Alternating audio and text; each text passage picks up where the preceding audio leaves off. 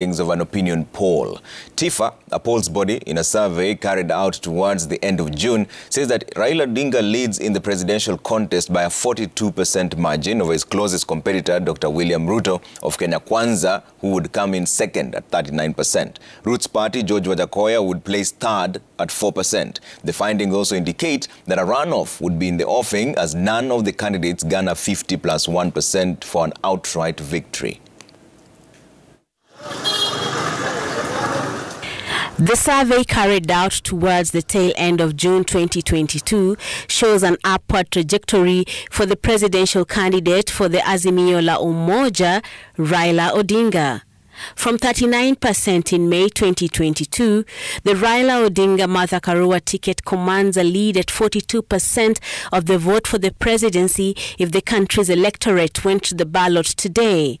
Kenya Kwanza's duo of William Ruto and Rigathi Gachagua would poll second at 39%, a jump from 35% in May this year. Ruto's party's presidential candidate, Professor George Wajackoyah, makes his maiden appearance on the TIFA polls at 4%. 10% of those polled remain undecided, while 5% did not respond to the poll question. The polls also indicate that UDA is now the most popular political party in Kenya at 33%, followed by ODM at 26%. Jubilee is the third most popular at 4%. And newcomer Ruto's party makes a surprise entry at number 4 with 3%, followed by Wiper at 2%.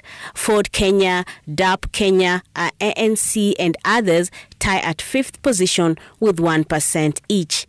On the other end, Azimio la Umoja One Kenya coalition leads the popularity on the coalition's side with 42% against Kenya Kwanza's support at 35%. According to the polls, the choice of running mate for the leading two coalitions has had an impact on the popularity of the tickets. 47% of men and 37% of women support the Raila Karua ticket, while 40% of men and 38% of women will cast their lot with the Ruto Gachagua ticket. The support for the candidates and their coalitions also differ regionally. Azimio la Umoja One Kenya commands the bulk of its support in the Coast, Lower Eastern, Nairobi, Nyanza, South Rift and Western regions, while Kenya Kwanza draws the majority of its support in Central Kenya, Mount Kenya and Northern Kenya.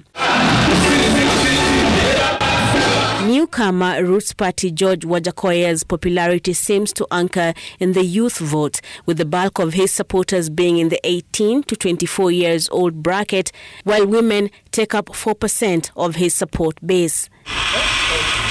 The IEBC, recently at the center of the conversation as Kenya prepares for the general election, now enjoys a 60% confidence rating from Kenyans, with 17% of those polled expressing no confidence in the polls body to deliver credible elections. And as President Uhuru Kenyatta counts down the days to his leaving the presidency, his approval rating stands at average, with 35% of Kenyans saying he has performed averagely in his second term in office. Brenda Wanga, Citizen TV, Nairobi.